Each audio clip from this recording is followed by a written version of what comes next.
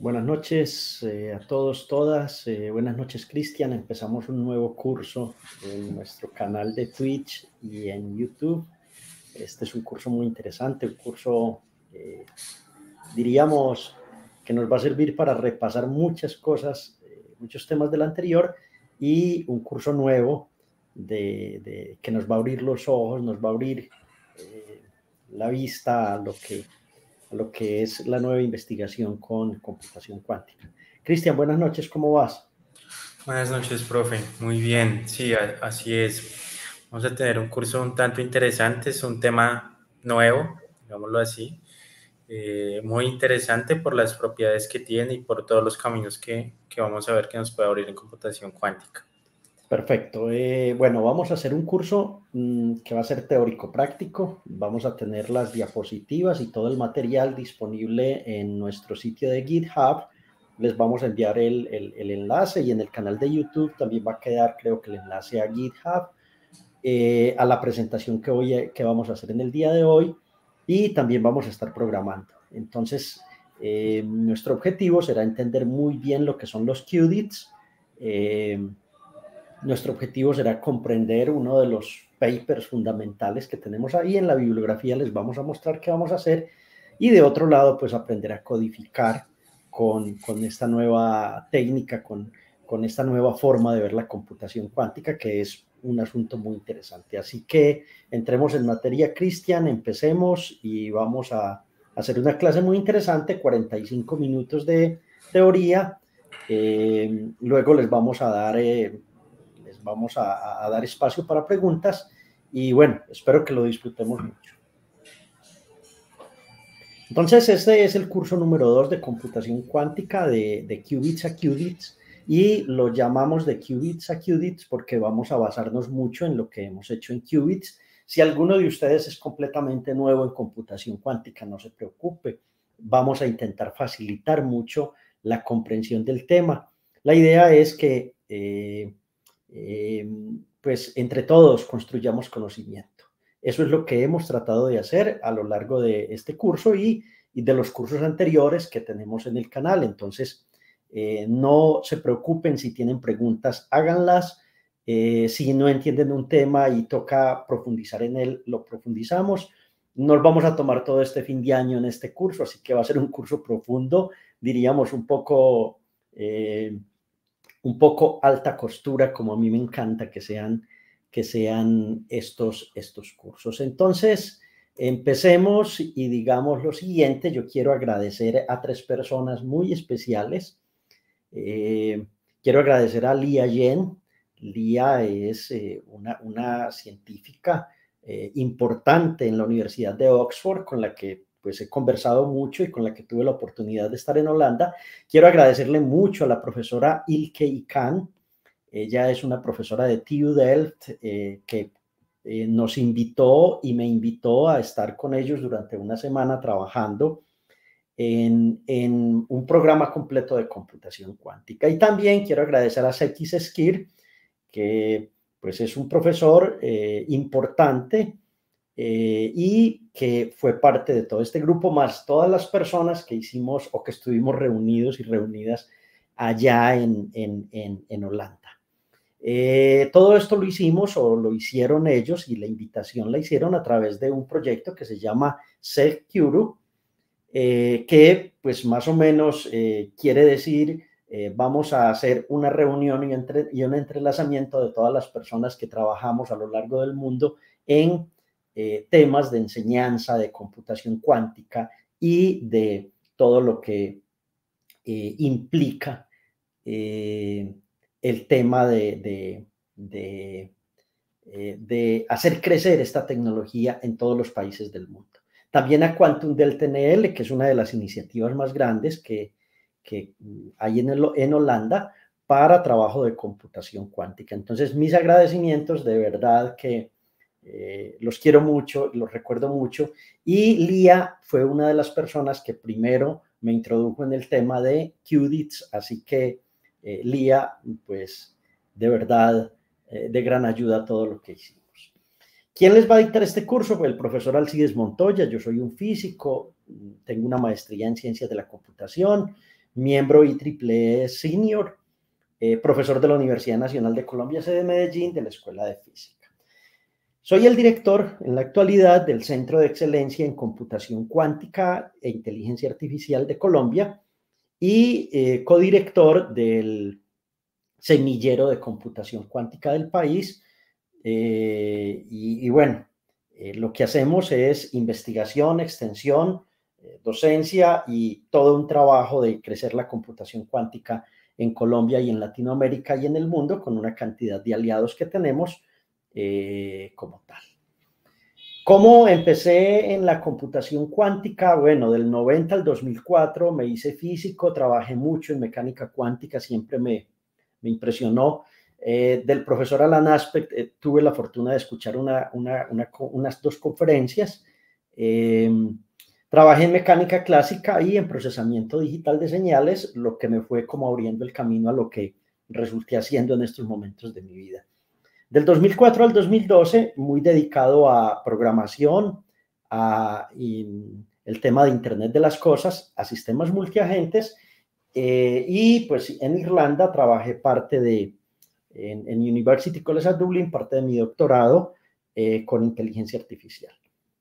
Del 2016 al 2024, es decir, 8 años, ya dedicado a la computación cuántica, gracias al profesor y director de IBM Zurich, Alexandro Curioni, y pues fundamos aquí el Centro de Excelencia en Computación Cuántica, y ahora pues tenemos unos contactos internacionales importantes, como el profesor Marcos Müller en la Universidad de Aachen,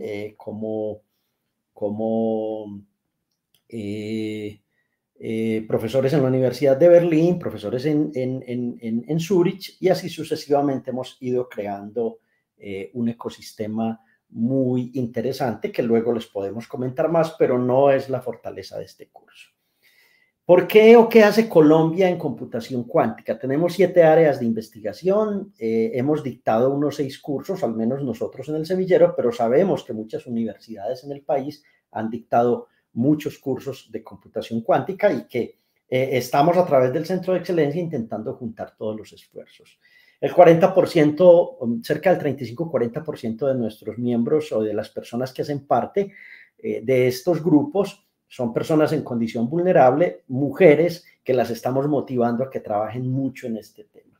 Y tenemos más de 100 personas en el equipo intentando hacer computación cuántica en Colombia e intentando mover el país hacia estas nuevas tecnologías, juntándolo con Quantum Machine Learning e inteligencia artificial. Para terminar esta parte, en Colombia hay unos puntos de interés, los llamamos puntos de interés porque es como donde hemos ubicado personas y grupos de investigación importantes. Están en Bogotá, están en Antioquia, están en Santander, tenemos personas en Arauca, en Quindío, en el Valle del Cauca, y la idea es conectar todo el país a estas iniciativas, así que bienvenidas todas las personas. ¿Cuál es la bibliografía de este curso?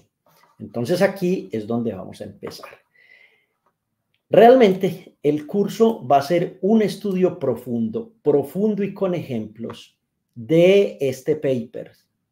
Este paper es un paper sobre computación cuántica en altas dimensiones. Lo pueden encontrar en Archive o en Archive, como lo pronuncien, y es un paper del 2020. Liagen me lo recomendó y pues lo estudiamos, yo lo estudié y me ha encantado mucho ese paper. Y también les recomiendo este otro artículo que es una optimización en coloreo de gráficos usando QDITs. En este caso usan una técnica que se llaman QTreats, luego la entienden un poquito más. Y hay un tercer artículo que es el artículo de computación cuántica universal embebida poniendo qubits en iones atrapados que funcionan como qubits. Entonces es una cosa muy interesante este tercer artículo, pero la parte fuerte de nuestro trabajo va a estar en este primer artículo. Nos vamos a demorar un poco porque es un artículo de 55 páginas, pero si ustedes tienen paciencia y si ustedes quieren entender bien este tema, les recomiendo que bajen ese artículo y que lo vayan siguiendo a medida que el curso va avanzando con notas que vamos poniendo como tal. En el día de hoy vamos a trabajar un poco de repaso. Vamos a hablar del oscilador armónico clásico. Es importante entender los osciladores armónicos. Vamos a conversar un poquito del oscilador armónico en el mundo cuántico. Luego entramos un poquito en materia, que son los qubits, que son los qubits y que son los qubits. Y por qué estamos hablando de qubits. Luego haremos un repaso muy rápido a aquellos que pues ya han visto cursos de computación cuántica o que siguieron el anterior, nos van a disculpar un poco, pero necesitamos entender muy bien cómo es esa imagen mental de los qubits y la esfera de Bloch. Y haremos algunos cálculos y por último vamos a trabajar en compuertas clásicas. Es decir, nuestro día de hoy va a ser un día de calentamiento. Es muy importante primero calentar, primero comprender y luego ir subiendo el nivel. Entonces eso es lo que haremos hoy. Empezamos por elementos importantes que son las ondas, la superposición de las ondas y las ecuaciones que dan origen a los qubits y a la computación cuántica. ¿Listo? Empecemos con un problema que muchos creo que vieron en sus cursos básicos. Tenemos un sistema masa-resorte. Esto es un diagrama de cuerpo libre del sistema masa-resorte. Entonces, partamos del equilibrio. Equilibrio es la posición x igual 0.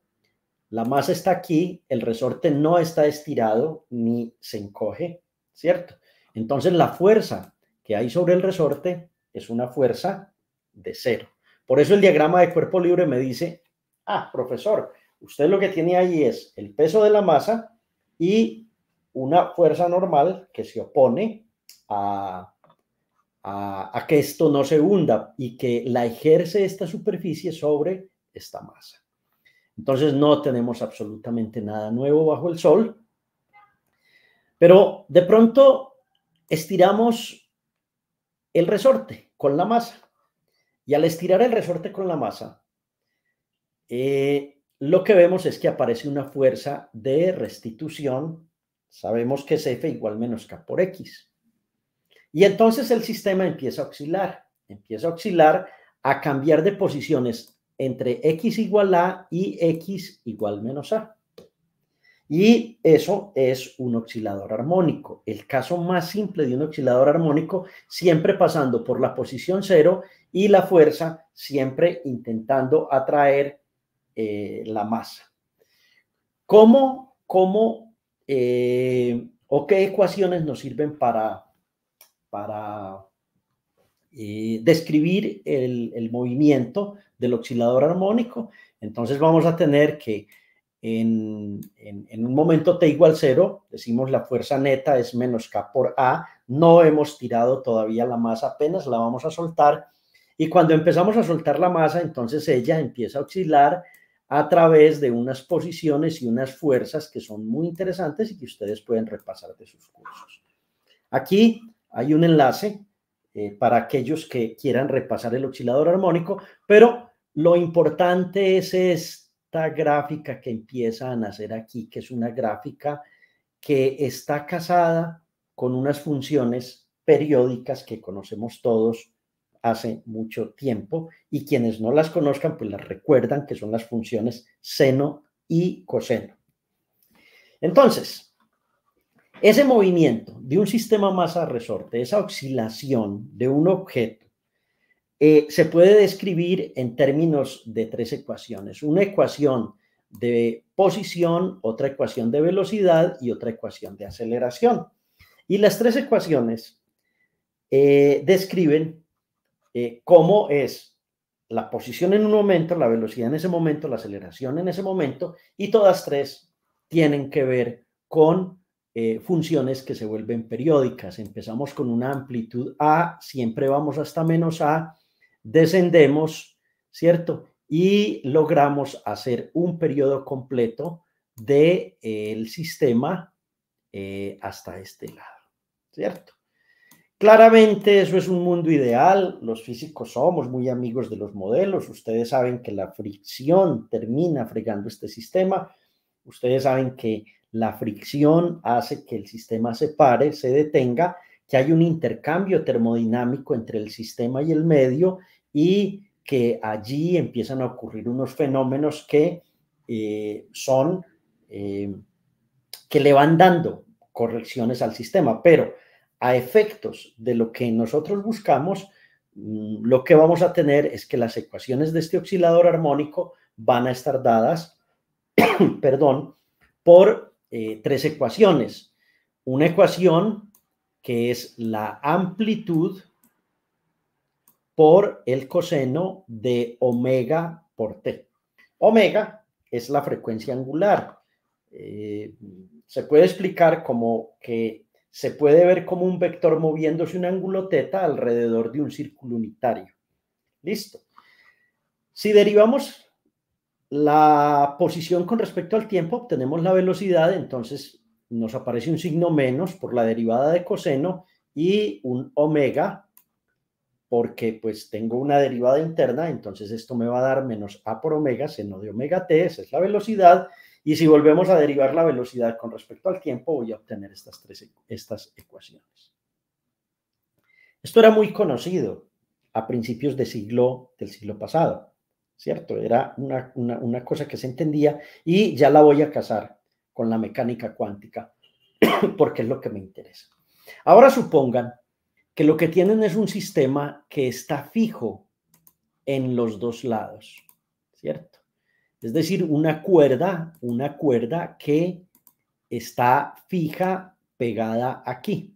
¿Listo? En la siguiente clase les voy a mostrar unos videos de cómo con Internet de las Cosas y con la ayuda del profesor Diego Aristizábal de la Escuela de Física, nosotros podemos mostrar estas superposiciones. Hoy vamos a hacer la parte teórica. Entonces, cuando se hacen estos cálculos, esto ya es un movimiento ondulatorio, se llaman ondas estacionarias porque están estacionadas, están fijas en ambos extremos y todos conocemos las cuerdas de las guitarras, nos encantan los guitarristas, esos guitarristas que nos hacen vibrar con sus toques y lo que uno tiene en una cuerda es unos valores discretos de longitud de onda y unos valores discretos de frecuencia. Esa discretización de esos valores es de una importancia fundamental a la hora de pensar en la cuántica y por eso introduzco este tema en esta parte. Hay una cosa importante que son los benditos nodos, ¿cierto? Y los antinodos. Los nodos son como estos puntos, el punto que señalo aquí, punto, este punto, y esto es muy importante, por ejemplo, para estudiar la vibración de estructuras, la parte sísmica, en donde hay un nodo, donde hay un antinodo y qué pasa con todo este sistema. Pero aquí ya empezamos a hablar de armónicos. Primer armónico, segundo armónico, tercer armónico, cuarto armónico, quinto armónico, y a todos los que nos gustan los instrumentos de cuerda, pues conocemos un poco cómo funciona esto, porque hay que poner los dedos en determinada posición para lograr ese armónico. Llega Schrödinger por allá en 1926 y reescribe todo eso que yo les acabo de enseñar en términos de unos elementos que son una cantidad que se llama psi, que es el estado de un sistema. Y todo esto que tienen aquí, es la variación de la energía de ese sistema. Y entonces la pregunta de él es, bueno, ¿qué pasa con estos valores de energía? ¿Cierto? Ya se sabía que que los valores de energía eran discretos, ¿cierto? Ya se conocía de Planck, de Einstein, todo el tema del efecto fotoeléctrico. Pero solo hasta 1926 se establece esta ecuación que denominamos la ecuación de Schrödinger y que es una ecuación que es prácticamente fundacional con la visión de Heisenberg, Pauli y Jordan de lo que es la mecánica cuántica. Pero esta ecuación es una creación propia de Schrödinger, ¿cierto? ¿Cómo llegó a ella? A través de las reflexiones que acabamos de hacer en la parte anterior. La historia puede ser más larga, pero para efectos del curso no la voy a contar. Ya muchos en sus profesores de cuántica les enseñan esto. Pero ¿qué ocurre? Que encontramos la ecuación que nos permite establecer que la energía dentro de los átomos está cuantizada. Y esa energía dentro de los átomos como tal nos va a dar un valor epsilon sub 0, un valor E sub 1, epsilon no, E sub 0, E sub 1, E sub 2, E sub 3, E sub 4, E sub 5. Y observen cómo esto termina pareciéndose como a la cuerda esta que teníamos. Si ustedes ponen esto como aquí y aquí y lo fijan, entonces tienen el modo fundamental. Luego tienen 2 modos aquí, luego tienen 3 modos, luego tienen 4 modos, 5 modos, 6 modos. Y esto tiene que ver mucho con lo que les acabo de mostrar de la oscilación en ese sistema. Lo importante está aquí. Esta cuantización está dada por esta cantidad. E sub n es igual a n más 1 medio de h barra omega sub 0. Bien. Es más de un curso de cuántica resolver esto. Yo estoy dando una introducción como para ubicarlos, como para que calentemos, pero solo quiero contarles que Dirac, un matemático inglés de Bristol, que para mí fue un genio de la física completamente y de la matemática, se inventó otra forma de resolver este problema y de encontrar esos modos o esa cuantización de la energía. ¿Cómo lo hizo Dirac? Utilizó un concepto que son los operadores de destrucción y el operador de construcción, ¿cierto? Entonces, Dirac inventó una matemática completa para resolver este problema de una manera mucho más simple. Ustedes me dirán, profe, ¿cómo así que más simple? Si ustedes miran esta ecuación, resolver esa ecuación es complicado, ¿cierto? Entonces Dirac, que no le gustaban los métodos tan largos, tan extensos, se puso a pensar, bueno, ¿y esto será que tiene una forma de resolverse desde otra matemática? Y tuvo esta intuición, entonces el hombre empezó a encontrar que a través de estos operadores, un operador es una operación, digamos, que se aplica a un estado y que nos va a dar un autovalor como tal. Entonces, encuentra justamente los mismos valores para la energía, pero si ustedes ven un curso de mecánica cuántica, van a encontrar que hacerlo con estos operadores es hermoso, natural, sencillo, no tiene mayores complicaciones y que entonces nuestro amigo Dirac nos facilitó la vida porque inventó la matemática que sigue después y que les voy a explicar luego. ¿Cómo se ve esto en los átomos? Esto uno diría que, por ejemplo, este es el orbital 1s, 2s, 3s y se van encontrando, estas son fotografías como tal, ¿sí? Se van encontrando estas distribuciones de probabilidad y esas distribuciones nos van dando los mismos nodos, los mismos antinodos que acabamos de ver en la cuerda, ¿sí? Entonces, uno puede decir, ve, qué curioso, vibraciones, oscilaciones. Esas vibraciones son importantes. Aquí en términos de energía, en el otro lado en términos de posición, de velocidad o de aceleración. Esta es una gráfica de cómo es el oscilador armónico cuántico, pero estos niveles de energía son la base de lo que son los qubits. Me explico. Cuando somos capaces, desde la tecnología moderna, de separar muy bien el nivel E sub 0 del E sub 1, hablamos de qubits. Cuando somos capaces de separar E sub 0, E sub 1, E sub 2, hablamos de qubits. Si seguimos, entonces vamos a encontrar 4, 5, 6 y eso tienen nombres, pero cuando tecnológicamente se puede distinguir toda esta cantidad de niveles, entonces estamos hablando de qubits.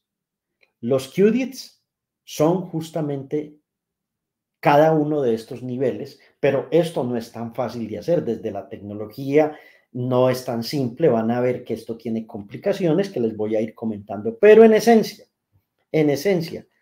estos niveles de energía, estos dos que siempre son los que hemos usado, son la base de los qubits y sobre ellos es que se hace toda la computación cuántica clásica o digamos computación cuántica basada en qubits.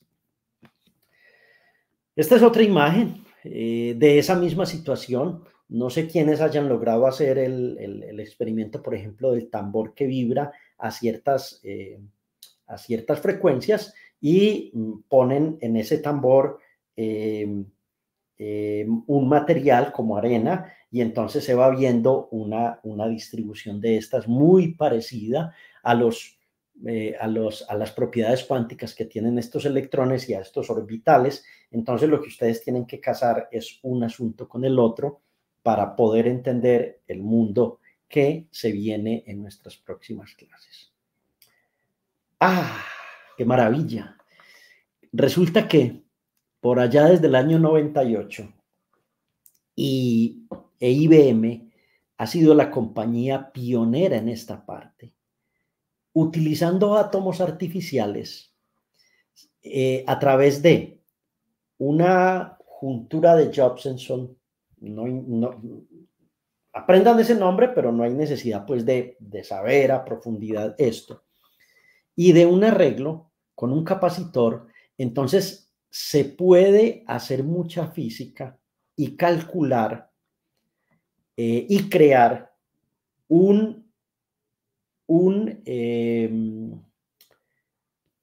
llamémoslo un transmón. La palabra TRANS viene de transistor, ¿cierto? Y esta otra parte se agregó por el cambio de flujo que ocurre dentro de ese sistema. Entonces, ¿qué empezaron a pensar? No, venga, ¿será que nosotros somos capaces de construir átomos artificiales? Ya no son naturales, son construidos por el hombre. Átomos artificiales donde distingamos muy bien, observen esto, el estado cero. Este estado cero, esto se llama un ket. Listo. El ket 0 del ket 1, del ket 2, y cada ket de estos significa un estado de energía. Listo. Entonces estamos en los mismos, en la misma cuantización de la energía, pero ya no la vamos a llamar en términos de que la energía esté cuantizada, sino que la vamos a llamar en términos de el ket 0, el ket 1, el ket 2, el ket 3, el ket 4. Y el gran logro de los primeros 25 años en computación cuántica, que le dio impulso a todas las otras tecnologías que están naciendo, fue la construcción de estos transmones y fue la construcción por parte de IBM de qubits y de computadores cuánticos basados en superconductores. Listo. Como son superconductores, entonces necesitamos temperaturas muy, muy bajas. Mucha gente que tiene una ignorancia grande dice, no, es que los superconductores ya pasaron, eso no, por las temperaturas. No, eso no es cierto, no es cierto. Y van a ver lo que los superconductores pueden hacer en términos de qubits y de sistemas de codificación mucho más alta. Ok, entonces, usando Un circuito LC donde L es un inductor, C un capacitor, creado artificialmente, se crea un átomo artificial y ese átomo artificial da origen a la separación del estado 0, el estado 1, el estado 2, el estado 3, el estado 4.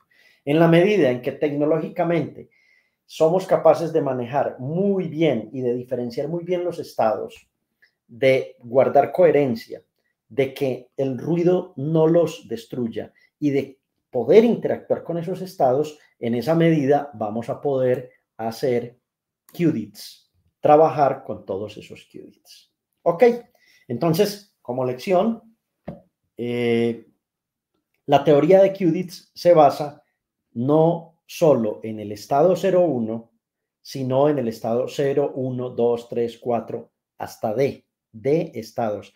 La palabra qubit viene de esos D estados. ¿Ok? Y cada uno va cuantizado. Entonces, para darles un repaso, cuando uno tiene la energía de un sistema, esta energía está en gigahertz, por ejemplo, en un sistema óptico, y tiene la fase en radianes, entonces se pueden distinguir muy bien el estado 0, el estado 1, el estado 2 y el estado 3. ¿Qué pasa? Que como son 4 estados, entonces se podrían codificar como 0, 0, 0, 1, 1, 0 y 1, 1. Esto es en binario, esto es en decimal. Listo. Quien no recuerde un poquito esa conversión de binario a decimal, pues lo pueden hacer. Y lo que tenemos ahora y que vamos a aprender en el curso es, carajo, se pueden hacer tantas cosas en estos estados y se pueden usar compuertas cuánticas totalmente nuevas que ya están siendo trabajadas en los laboratorios y ya tienen aplicaciones. Y aquí se dispara una cosa maravillosa, nuevos algoritmos cuánticos de los que no teníamos idea usando qubits. Vamos a ver por qué. Esta parte no me la van a entender muy bien en esta primera sesión, pero no importa, no importa. Quiero simplemente decirles esto. ¿Por qué? ¿Y para qué sirven los qubits? Aquí tengo un error, aquí debe ir una D y ese error apenas me acabo de dar cuenta de él. Listo, me disculpan. Los quantum digits son importantes en la computación cuántica por varias razones. Primero, empecemos. Porque al tener más estados disponibles, hay mayor capacidad de información, ¿cierto? Con qubits solo puedes representar el 0 y el 1, pero con qubits se pueden tomar múltiples valores, hasta D. Listo. Esto lo que permite es almacenar y procesar mucha más información con menos partículas. Oh, qué interesante. Menos partículas, proceso mucha más información. Clave en las nuevas investigaciones en computación cuántica. Segundo, los algoritmos cuánticos ya se pueden pasar, muchos de ellos, de qubits a qubits. Entonces muestran que son más eficientes porque se reduce el número de operaciones que se necesita para hacer cálculos complejos. ¿Qué son el número de operaciones? El número de compuertas cuánticas que vas a utilizar. Entonces, tenemos una eficiencia en los algoritmos, una mayor capacidad de información. Esto es maravilloso. Como tengo más estados para codificar la información, eso puede ayudar a reducir la tasa de errores y mejorar la fidelidad de las operaciones cuánticas. Cuando tengo solo dos es mucho más difícil y hay toda una teoría de corrección y mitigación de errores en sistemas cuánticos aquí. Con los qubits se hace lo mismo, pero se hace mucho más eficiente. Los qubits no solo trabajan o no solo se han probado en sistemas basados en superconductores, no. Resulta que hay trabajos muy fuertes con fotones en múltiples modos que me pueden servir para trabajar esa tecnología. También en computadores cuánticos basados en iones atrapados y en átomos artificiales con múltiples niveles de energía. Entonces, hay algunas propiedades físicas intrínsecas de los sistemas que al tener qubits se hace mucho más simple y se puede aprovechar mejor el sistema. Qué locura, ¿no? Nosotros la computación la conocemos en términos de 0 y 1, pero aquí estamos hablando de una computación en términos de muchos más niveles y eso suena muy raro, es muy raro y va a cambiar muchas cosas en el mundo. Cuando uno tiene, por ejemplo, un circuito cuántico, este es un circuito llamado el circuito de Toffoli, basado en qubits. Luego les explico un poco más cómo es ese circuito. Este circuito es una abstracción matemática, es decir, este es el modelo matemático del circuito. Cuando ese circuito lo queremos llevar a el computador cuántico y queremos programarlo, entonces vamos a necesitar una compuerta de Hadamard, una compuerta T adjunta, una compuerta T normal, otra T adjunta, otra T, otra Hadamard, otra T, etcétera, más estos puntos de conexión que tienen que ver con la operación AND y con el control del sistema. Entonces, ¿qué pasa? Cuando queremos hacer una compuerta de Toffoli para construir compuertas universales, es decir, que nos permitan hacer ya cualquier cosa en un computador cuántico, vamos a necesitar en un computador cuántico real una profundidad de 11 niveles y más o aproximadamente 15 compuertas. Entonces, con qubits, esto es un verdadero problema. ¿Por qué? Porque el ruido sobre este sistema es muy crítico. ¿Qué pasa? Los qubits nos pueden ayudar a reducir esto. Pueden mirar esto en este artículo de mejoras asintóticas en los circuitos vía qubits. Es un artículo bonito, muy interesante, pero lo que ustedes van a ver es justo de que uno con qubits puede reducir ese circuito. ¿Cómo lo reduce? De esta cosa tan grande que teníamos aquí, este circuito es basado en qubits y es muy pequeño, muy pequeño. Yo sé que ustedes pues no entienden bien esto todavía. La idea del curso es explicarles cómo funcionan los qubits, ¿sí? O los qubits y cómo pasamos de una matemática que conocemos basada en qubits a una matemática basada en qubits. Y ese es el objetivo de este curso como tal. ¿Ok? Entonces ya vimos tres cosas, qubits y qubits, y me quedan 4 minutos para las preguntas. Voy a hacer solo sesiones de 45 minutos no más, con el fin de que ustedes interactúen con nosotros y hagan preguntas y pues nos dejen sus sugerencias y todo lo demás. Entonces empecemos. Empecemos con la computación clásica. Profe, ¿cómo está construido todo el mundo digital que conocemos? Con base en 7 compuertas. La compuerta AND, la compuerta negado AND, la compuerta inversora NOT, la compuerta OR, la compuerta negado OR, la compuerta exclusiva OR y la compuerta negada exclusiva OR, que se llama XNOR. Entonces, los grandes líos que tenemos ahora a nivel de transistores, de fábricas, en Taiwán, en China, en Estados Unidos, de traslado de todos estos sistemas, consisten en que las fábricas actuales de chips saben hacer muy bien esto y saben muy bien cómo optimizar en nanómetros todas estas compuertas para construir los microprocesadores y los microcontroladores que tenemos en el mundo actual.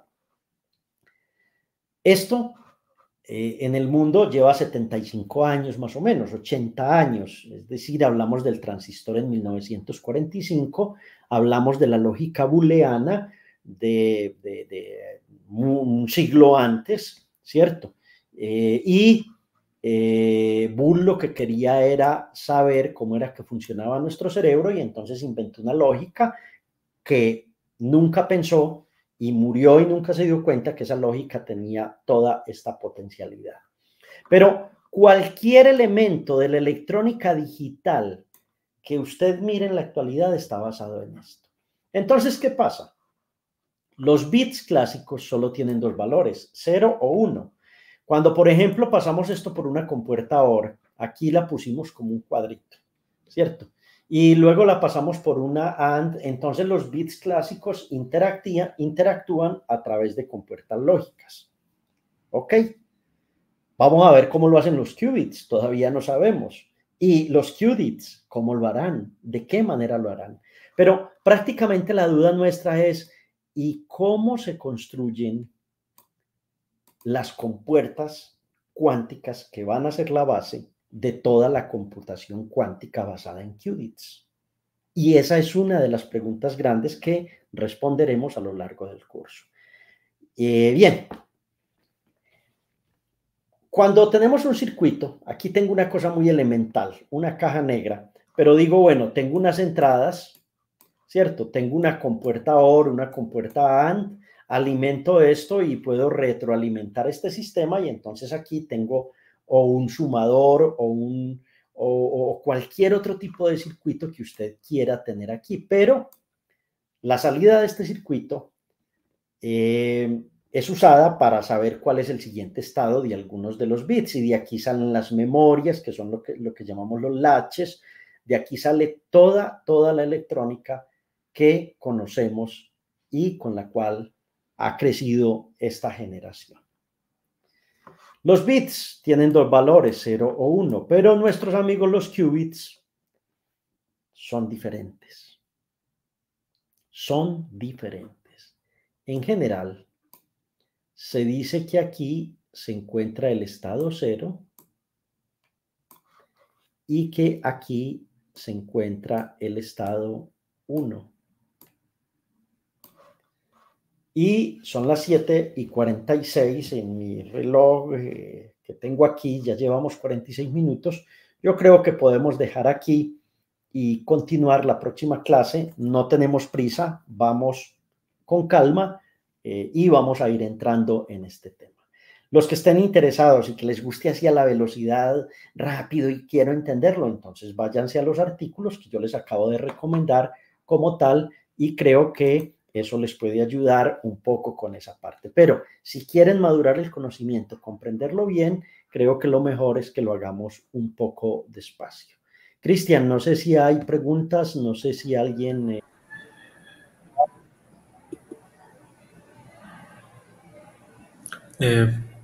Profe, sí, tenemos algunas preguntas. ¿Cómo me escribo al curso? ¿Hay algún link de fonts o solo por el correo que me dirijo aquí? Bien, esa pregunta es muy buena, Simón Pedro. No hay necesidad de inscribirse al curso. Bueno, no, sí vamos a hacer un formulario de inscripción realmente, ¿sí? Yo creo que luego lo podemos enviar, pero la idea es que por el correo te dirijas, lo hagas y luego cuando hagamos el examen, porque vamos a tener un examen, si ganas ese examen, vas a tener 1, 2 o 3 oportunidades, te podríamos dar un certificado de que viste el curso de QDITS. Pero en general, lo que más nos interesa, Simón, es que estés y que si quieres ver los videos luego en nuestro canal de YouTube, los veas y que bajes los 3 artículos y los vayas también mirando para que vayas aprovechando todo esto. Creo que no hay necesidad de inscripción, no lo habíamos pensado así, Cristian, no lo hemos hecho. El curso como tal pues no estamos utilizando inscripción. Simplemente al final vamos a tener el test de certificación que estará abierto pues durante un largo periodo de tiempo, dado que las clases se suben asincrónicamente a YouTube. Entonces, Si presentan ese test de conocimientos y lo aprueban con una nota mayor o igual a 80%, entonces reciben la insignia o el certificado de que estuvieron en el curso y lo aprobaron. Esa será Exacto, la metodología. exacto. Bien, otra pregunta. ¿Alguna recomendación para empezar en computación cuántica si no tengo nada de background? Esa pregunta es muy buena. Mira, lo mejor que puedes hacer si quieres es ver en nuestro canal de YouTube, que es Quantum Unal, ver los videos, son un conjunto de videos interesantes de computación cuántica donde discutimos este texto. Este texto se llama La computación cuántica explicada de David McMahon, es un texto de la IEEE y en ese curso trabajamos mucho de lo que hay en este texto. Yo aquí voy a ir explicando muy pensando en que no son especialistas, sino pensando en que, qué bueno aprender de qubits usando los qubits. Entonces voy a ir despacio explicando cada elemento. Vas a tener muchas dudas, si quieres nos escribes y con todo gusto te ayudamos a resolverlas o te decimos, mira este material, mira este, etcétera. Pero si apenas estás empezando en computación cuántica, no, pues creo que lo puedes seguir. Incluso vas a lograr una cosa maravillosa y es que vas a estudiar un artículo muy fuerte, porque el artículo es duro, de 55 páginas y tiene mucha alta costura y vas a como a darte cuenta, ve, qué bueno repasar esto, qué bueno estudiar esto y eso pues te va a motivar aún más. Entonces, creo que te recomiendo este libro, como te dije, y te recomiendo este libro, creo que está disponible en internet, ya no tiene copyright por el número, no sé por qué razón, y recomiendo los videos que hay en el canal nuestro.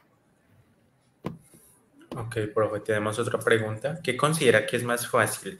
¿Escalar las computadoras para tener muchos qubits o desarrollar computadoras con qubits? Esa pregunta es muy difícil. Realmente los qubits, a los qubits se les están viendo ventajas gigantes, sobre todo por la parte de fotónica, computadores cuánticos fotónicos y por la parte del Internet cuántico que llamamos y de esa necesidad de comunicaciones muy seguras con los satélites, todo esto. Entonces, creo que se irán desarrollando computadoras cuánticas con qubits, incluso basadas en los estados o en las supercomputadoras que tenemos ahora, o en las computadoras cuánticas que tenemos ahora, tanto a nivel de simulación como a nivel real de tenerlos ahí. Por ejemplo, en las computadoras cuánticas basadas en superconductores, ya se están aprovechando el estado 2 y el estado 3. Y ya los científicos se dieron cuenta, si sabemos trabajar también con el 0 y el 1, pues vamos a aprovechar el 2 y el 3. Y entonces ya se está haciendo eso. ¿Cuál es el futuro? Yo creo que van a ocurrir varias cosas en paralelo. De un lado, escalar con qubits es difícil por la corrección de errores, ¿cierto? Y porque estamos en la era de computadores todavía muy ruidosos. Entonces, esos computadores ruidosos, bueno, empezamos como a buscarles, bueno, ¿y cómo hacemos un computador no ruidoso? ¿Cómo lo logramos? Entonces, se necesitan muchos qubits físicos para poder hacer un buen qubit lógico. ¿Ok? Yo creo que las dos cosas se van a experimentar. Esto es una tecnología que apenas están haciendo y diría que los qubits tienen un muy buen futuro porque todo lo que ocurra a nivel de qubits, simplemente cuando D es igual a 2, estamos en qubits y se acabó. Listo. Entonces, las dos cosas se van a desarrollar sin mayor problema. Tenemos otra pregunta. Buenas noches. ¿Cómo podemos acceder al material del curso? Vamos a montar en GitHub las diapositivas, las van a tener disponibles. También les damos pues la referencia a los artículos que tenemos y los notebooks que hagamos a lo largo del curso también los vamos a ir poniendo en GitHub para que ustedes los tengan disponibles y puedan hacer uso de ellos de manera natural. Entonces, la idea es aprendan. aprendan y abran puertas y vuélvanse muy fuertes en esto, porque esto termina conectado con muchos temas de alta tecnología. Ok, profesor. Más preguntas, tenemos muchas preguntas, tal vez no alcanzaremos a responderlas todas, pero ¿todo circuito que usa Qubits se puede pasar a QDITs? No es tan fácil. No es tan fácil. Apenas se está experimentando mucho. No es esa correspondencia tan sencilla. Si lo hablas desde el punto de vista matemático, cuando trabajas con qubits, reducirte, o sea, bajar a qubits es fácil. Estamos, o sea, desde la matemática, desde el modelado, desde los algoritmos que se puedan inventar. Pero a nivel técnico y tecnológico no es simple. Entonces, eso todavía es tema de investigación como tal. Alejandro pregunta, yo he escuchado que los qubits tienen un periodo de vida muy corto antes de ser afectados por el ruido. ¿Nos puede ampliar? Gracias. Sí, estamos en la era de los computadores cuánticos ruidosos. Incluso los supercomputadores normales clásicos le ganan a cualquier computador cuántico actual. Y eso se ha probado y bueno, a excepción de los computadores cuánticos fotónicos, que son una cosa loca, pero en general el ruido sigue siendo una cosa muy, muy fuerte. Entonces, la era en que estamos se llama la era NISQ, como Noise Intermediate Quantum bueno, era de los computadores cuánticos ruidosos, y entonces estamos aprendiendo a hacer física, matemáticas y cálculos con computadores cuánticos ruidosos. Y efectivamente ese es el tiempo de coherencia de los qubits no es muy grande, o podría decir de coherencia. El ruido es muy fuerte, tenemos ruido térmico, ruido electromagnético, tenemos de muchas partes, pero hay avances y avances. IBM tiene grandes avances, compañías grandes, Xanadu tiene grandes avances, compañías con computadores cuánticos basados en átomos neutros tienen grandes avances, y todos estamos en el mundo buscando cómo resolver desde la teoría y desde el experimento pasar a la nueva era. ¿Cuál es la nueva era? Que al medir nuestros qubits o nuestros qubits no contengan errores y el ruido no los afecte. Entonces es una tarea de investigación muy profunda que tenemos actualmente. Ok, listo, profesor. Bueno, no tenemos preguntas técnicas más por el momento. Creo que podemos pasar a una parte de preguntas sobre que tenemos sobre los semilleros y sobre los centros. Entonces, tenemos esta pregunta. Se especificó que Quantum Computing es un semillero de investigación. ¿Eso quiere decir que se podría llegar a trabajar en algún proyecto de investigación relacionado? Efectivamente, lo que hemos intentado con el semillero es establecer relaciones con grupos de investigación de Europa, de Colombia mismo y de Estados Unidos. Entonces, con algunos de estos grupos nos proponemos estudiar algunos artículos de ellos, incluso hacer simulaciones, etcétera. Tenemos contactos con grupos muy, muy importantes, como por ejemplo el grupo del profesor Yannick Walters en la Universidad Técnica de Berlín, con el cual queremos ir haciendo un trabajo de investigación. Entonces, el semillero no es para que nos enteremos de las cosas necesariamente, no. Si tú eres una persona apasionada, si tienes un buen nivel, si quieres adentrarte en el mundo de la investigación, entonces el profe Yannick Walters nos propone unos artículos y nos propone unas investigaciones y unas ayudas que él necesita. Lo mismo ocurre con otros grupos en el mundo. Entonces, como semillero, nosotros, claro, manejamos investigación, buscamos proyectos de investigación, todo esto lo hacemos a través del Centro de Excelencia. ¿Sí? Incluso lo que estamos haciendo en este curso es estudiar 3 artículos, 4 o 5, hay varios, y yo se los voy a ir dando a lo largo del curso para que tengamos un nivel de manera tal que el semillero pueda decir, wow, hay esta oportunidad, soy estudiante que estoy terminando mi carrera, ¿será que me puedo inscribir a esto? Sí, entiendo de qué me están hablando, ¿cierto? Entonces, efectivamente, Nosotros hacemos investigación, es un semillero no solo de divulgación, es de investigación. Ok. ¿Hay algún canal de Discord del grupo de investigación o el canal de Quantum Computing? No hemos querido usar Discord porque nos parece que son demasiadas alternativas. Nos queremos concentrar mucho en Twitch, en YouTube, ¿sí? Y concentrarnos mucho en las reuniones que el semillero tiene y en los eventos que vamos a hacer el año entrante, que es el año de la mecánica cuántica y sus aplicaciones. Entonces vamos a tirar la casa por la ventana en ese año. Listo, perfecto, profe. Nos preguntan sobre enlaces de GitHub y YouTube. Van a aparecer acá abajo en YouTube como Quantum Colombia UNAL. También en Instagram como Quantum Computing UN.